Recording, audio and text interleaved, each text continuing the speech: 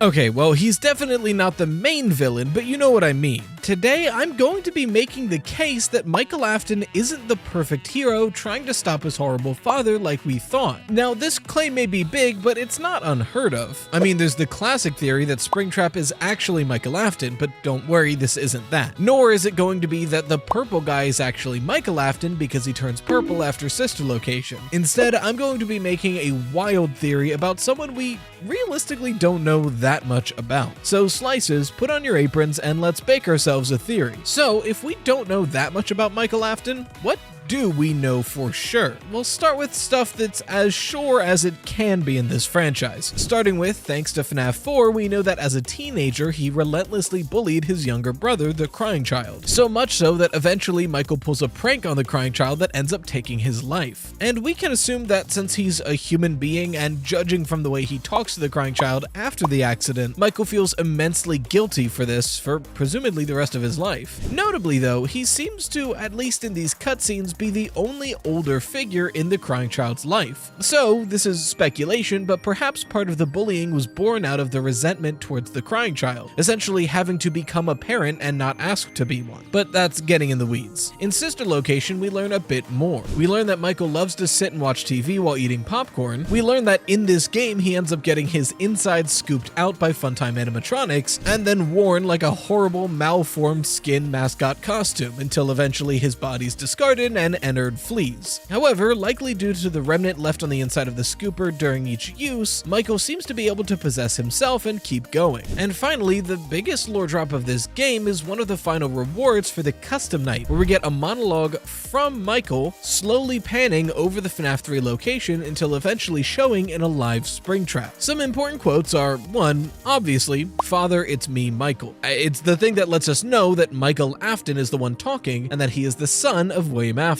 Immediately after that are some incredibly important lines. "I did it. I found it. It was right where you said it would be. They were all there. They didn't recognize me at first, but then they thought I was you. And I found her. I put her back together, just like you asked me to. She's free now."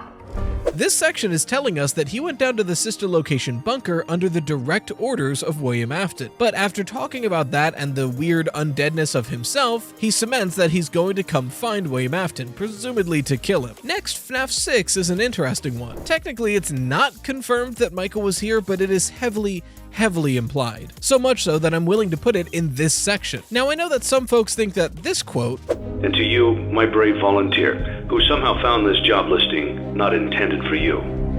Although there was a way out planned for you, I have a feeling that's not what you want. I have a feeling that you are right where you want to be."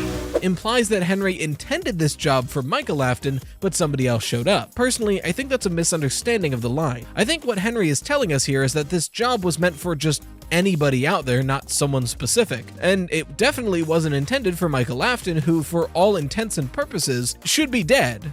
I think he's just shocked that Michael Afton is alive. So I think that, plus the fact that he has a feeling the volunteer wants to stay and die, implies that it's Michael Afton. That, plus some of the lines from Molten Freddy and Scraptrap. But if we are playing as Michael Afton, it says a lot about his character that by the time of FNAF 6, he's ready to die as long as William Afton and all the others are put to rest. Furthermore, now this is definitely speculation, but I don't want to bring up FNAF 6 later on for one point, but we should bring up Midnight Motorist here. Now, a lot of people agree that the man driving the car is William Afton, and I also agree. The speculation comes in on where Michael Afton fits into this. Some folks think that the Crying Child is the runaway and Michael Afton is on the couch. Others think that Michael Afton is the runaway and Mrs. Afton is on the couch. Honestly, there's great points either way, and doesn't really super change this theory on whichever way you go, but I think it was worth bringing up Midnight Motorist in this video. And finally, the place where we get admittedly the most characterization of Michael Afton,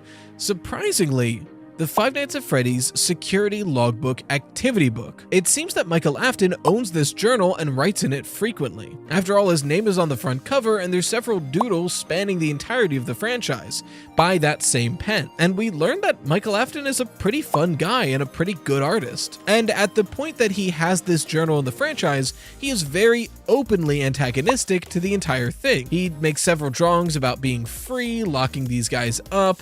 He even writes a line that he is telling other people about how weird everything is going on, and everyone brushes him off and nobody believes him. So clearly by the time of the journal, Michael Afton is fed up with Fazbear. And furthermore, and this is speculative, it seems as though Michael Afton is able to in some way communicate with spirits of the dead, at least with this journal. What I mean by that is this journal implies 3 different speakers. We have the red ink pen, which seems to be Michael Afton. We have faded text, which seems to be Cassidy. And we have changes within the book, which seem to be the crying child. And at certain points in this book, these voices seem to communicate with one another. Notably on a page like this, where Cassidy writes, "Do you still have dreams?" and Michael draws a picture of Nightmare Fredbear. Granted, this doesn't necessarily confirm anything. It could just be that Michael absentmindedly drew Nightmare Fredbear and Cassidy used it to try to prompt the crying child to retrieve some of his memories. That's unclear. Furthermore, this book definitely takes place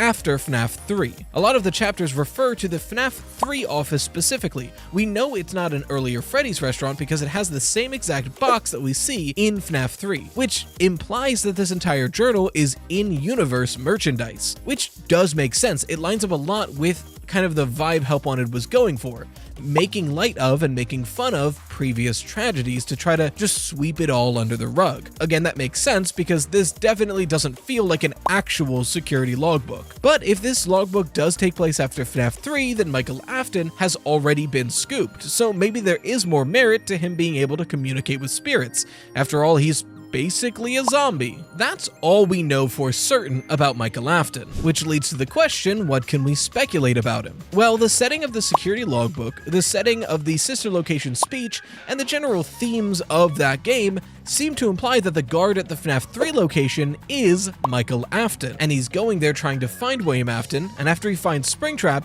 he's the one that burns down the restaurant. Like, I'm pretty sure like it's 99% confirmed. It's not confirmed, but it seems like such an obvious fact.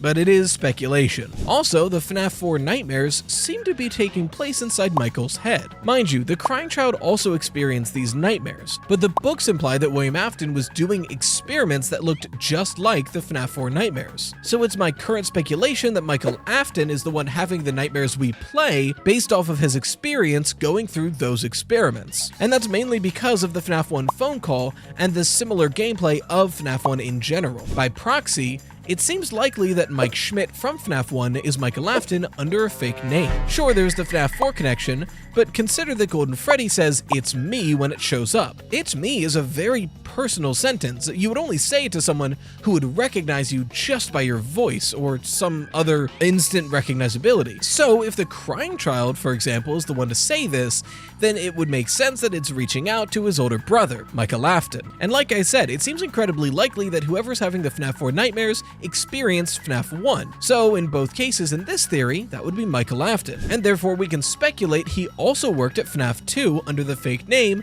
Fritz Smith, because we know he's comfortable using fake names, and that's the exact same firing reason as FNAF 1, tampering with the animatronics and foul odor. So this is the Michael Afton information we've been working with, and there are several theories to explain Michael's involvement throughout this franchise. There's one where Michael is mostly unaware of what his father is doing up until Sister Location. We know that by Sister Location, the jig is up and Michael is now undead, hunting down William Afton. So in the FNAF 1 location, the FNAF 3 location, and the FNAF 6 location, he's an undead zombie looking for William Afton to try to kill him. And I will say, in this theory, to me it seems most likely that Fritz Smith isn't actually Michael Afton, because in my opinion, William Afton would have to be alive for FNAF 2 because of the dead child incident, but he would have to be dead before Sister Location because of Follow Me, and Sister Location would have to happen before Michael starts looking for William. It's not a guarantee for this theory, it's just what I think is most likely. Another explanation is that Michael is actively trying to expose his father. This could place FNAF 2 and FNAF 1 before sister location, and the foul odor and tampering with the animatronic firing reasons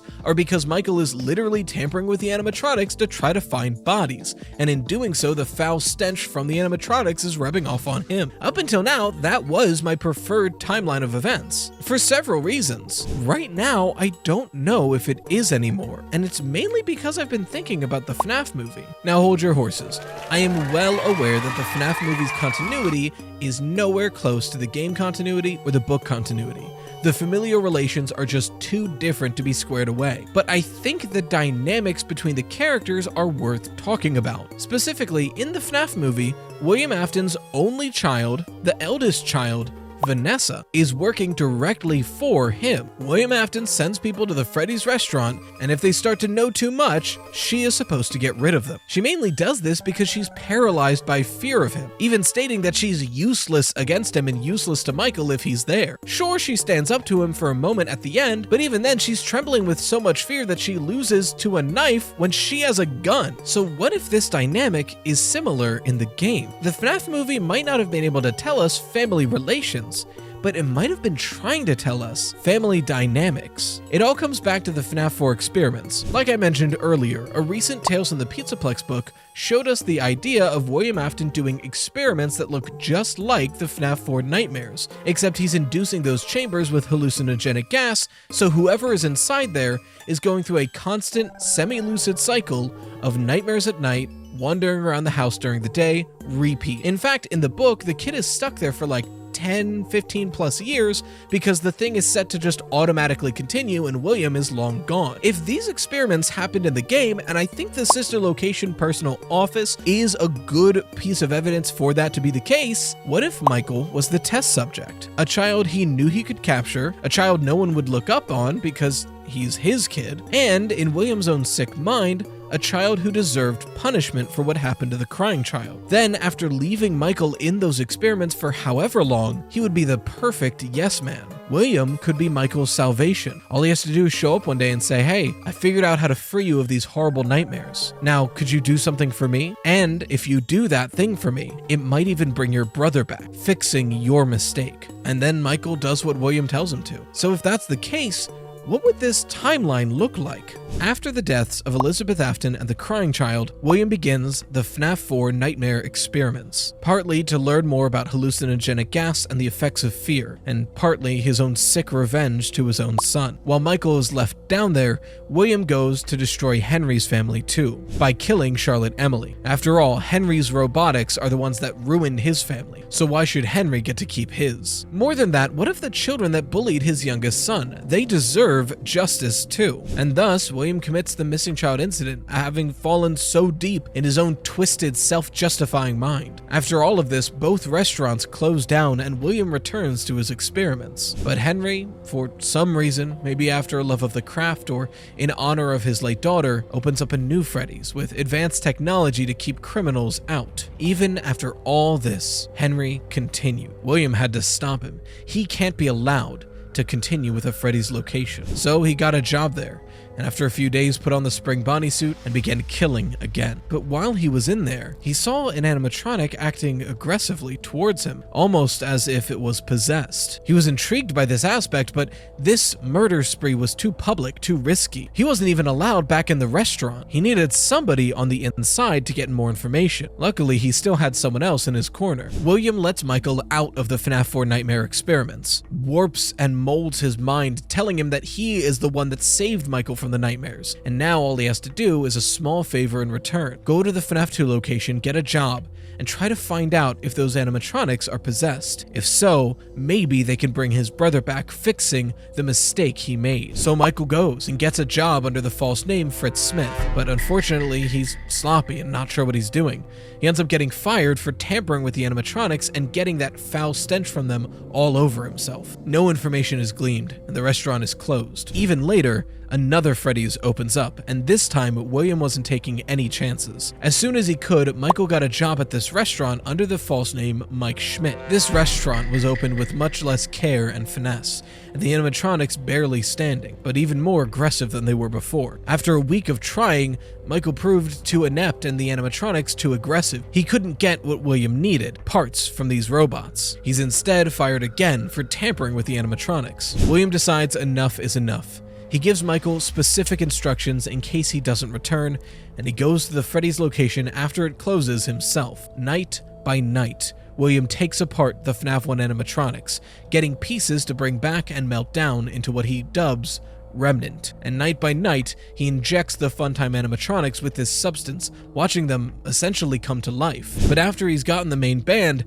the Funtime animatronics seem unruly, unstable. He needed something to control them. That old Spring Bonnie suit would be perfect. He goes back for a fifth night, but this time is cornered by the spirits of the remnant left behind. He puts on the Spring Bonnie suit in self-defense, but ends up being the one that kills him. After enough time has passed, Michael makes good on the instructions William gave him. But while he's down in Sister Location, he encounters a private office, where he learns that those nightmares weren't stopped by William, but instead created by him. All those years of suffering were the direct result of the man he's been listening to. By the time he makes it to the private office, it's too late. He's killed that night, scooped by Ennard and worn out of the bunker. And the rest of the timeline happens fairly sequentially. Michael hears about Fazbear Frights and goes to it to look for William, finds him and burns down the place, but it doesn't work. Later, he hears about the FNAF 6 job opening and joins it, and hopefully, with him and Henry, they're able to put William down for good. What do you think of this timeline so far?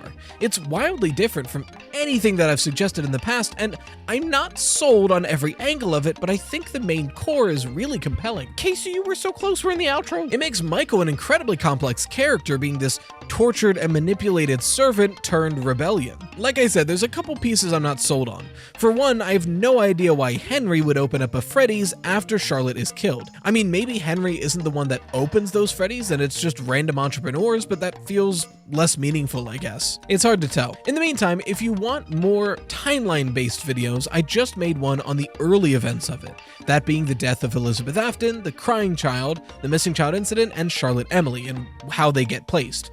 You can watch that right here. If you want your fan art featured on the channel, make sure to share it with #RideTart. A huge shout out to the best channel members, the Dough Risers, and until next time, as always, stay toasty, slices.